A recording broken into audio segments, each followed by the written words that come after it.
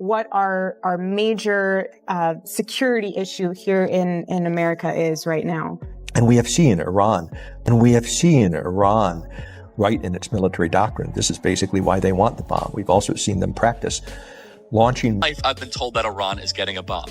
Iran is getting a bomb. Iran is getting a bomb. Iran is getting a nuclear bomb. And yet here in 2025, they do not have a nuclear bomb. So why should we trust the American intelligence without verifying it? They wanted a full-scale war. That's what Bibi wanted. That's what the Zionists around Trump wanted. And the one person who stood between America's involvement with a full-scale war in Iran was Charlie Kirk. Erika Kirk's alleged honeypot and intel agent past is now back in the spotlight after a new video surfaced showing her pushing pro-war messaging about Iran and trying to build public support for another conflict. If this had been some random neoconservative mouthpiece, it probably would not be such a huge story. But this is Charlie Kirk's widow, and for years, Charlie openly warned that a war with Iran would be a disaster. He understood the history, and he knew the current regime did not appear out of nowhere. He believed foreign interference played a major role in creating the situation we see today. America's fault that Iran is currently under the current regime occupation. I mean, you know the history, right?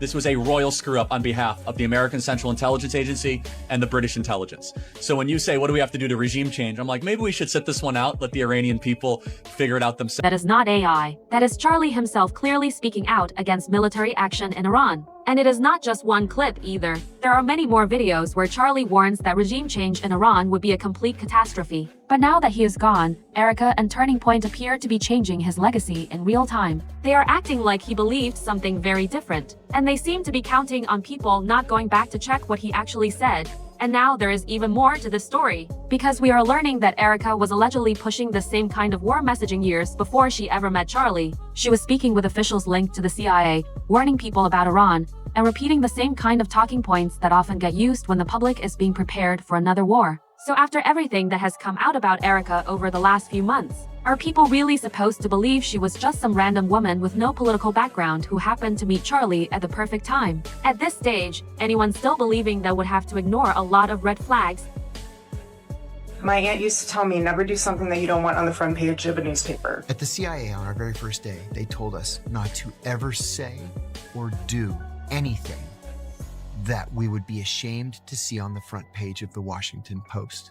Another Erika Kirk and CIA related video is now making the rounds, and this one goes back more than 10 years. In the clip, Erika is hosting a questionable propaganda-style program called Wake Up America. During that segment, she interviews Peter Pry, a national security figure with CIA-linked connections. And Peter Pry spent much of his career warning about the threat of an electromagnetic pulse, or EMP, attack. That is especially notable because Erika's mother, Lori France, has reportedly been involved in that same issue. In the clip, Erika asks Peter Pry a leading question about what he sees as the biggest threat to the United States. Right away, he points to Iran and starts repeating the same kind of fear-based messaging that Americans have been hearing for decades from the same crowd that always seems to push the country toward more war. Hi, and thank you for watching our live webathon here with Wake Up America Media Network.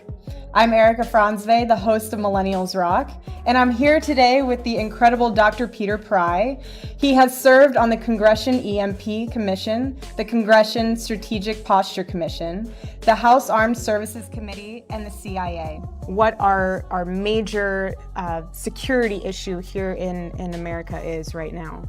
The Congressional EMP Commission, on which I served, estimated that given a year-long blackout that would result from a nuclear EMP attack, 9 of 10 Americans could die from starvation, disease, and societal collapse. Wow. And you could do this with a single nuclear weapon, just one nuclear weapon. Wow.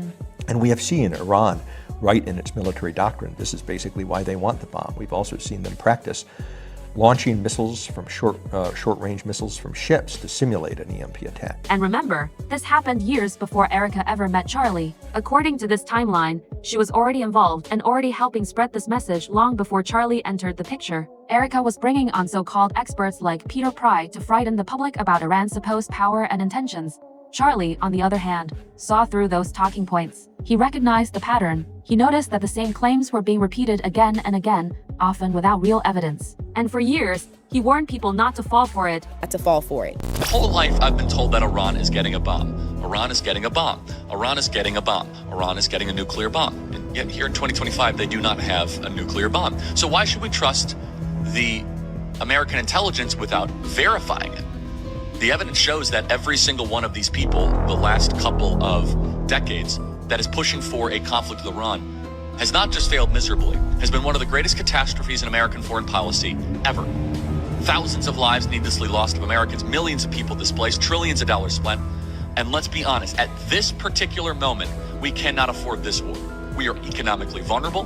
There is massive de-dollarization happening. And now is the time that all of a sudden we want to try to get involved in another endless conflict. Let me be clear, it will not end with just military strikes. If you strike Iran on the interior, you will... Charlie understood that when these people go on television and talk about Iran like it is some giant existential monster, they are not simply informing the public. They are setting the stage for another war. And Charlie knew exactly where that road leads, because we have watched it happen before in Iraq, Afghanistan, Libya, and Syria. He knew what the result would be. Huge numbers of civilians across the Middle East killed, mothers, children, and entire families wiped out, while defense contractors make even more money. Trillions of taxpayer dollars wasted, thousands of American soldiers returning home in flag-draped coffins, thousands more coming back with severe injuries, missing limbs, and PTSD. And for what? So the same powerful people and defense-connected families can get even richer. Charlie saw that pattern and called it out. So why is his widow now trying to reshape what he stood for?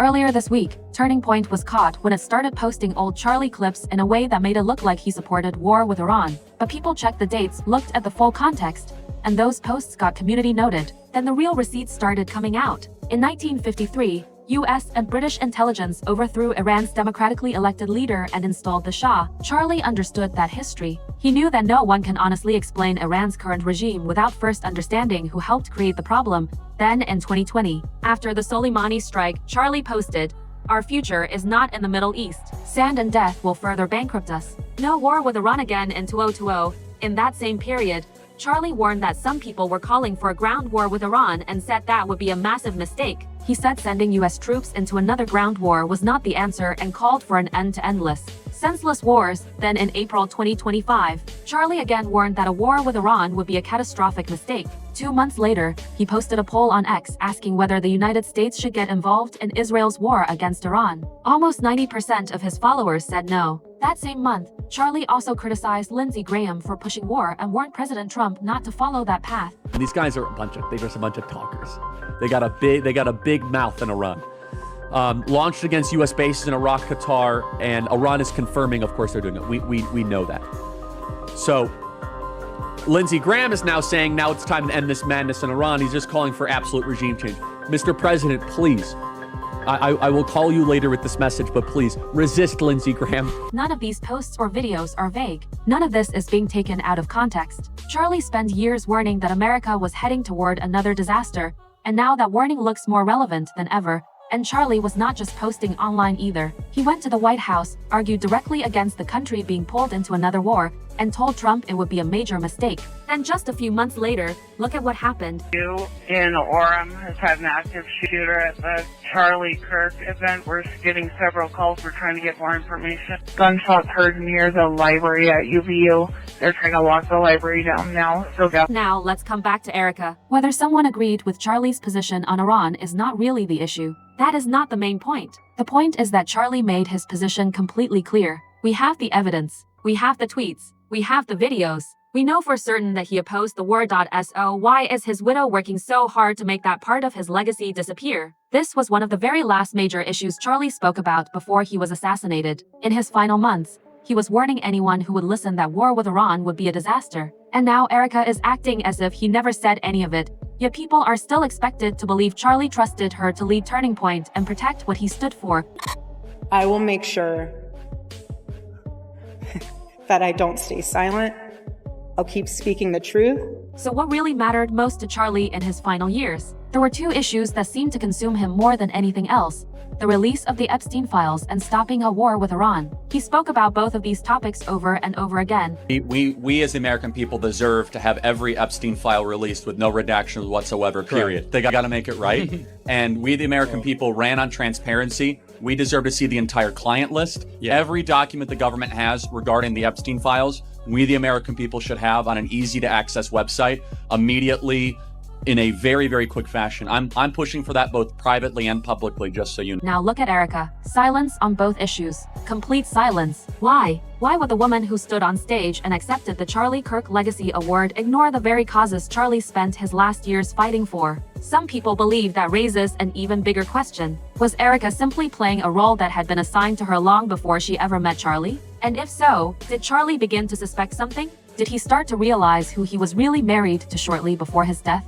No matter how many old clips people dig up and try to twist, Charlie's own words are still there, and those words cannot be erased.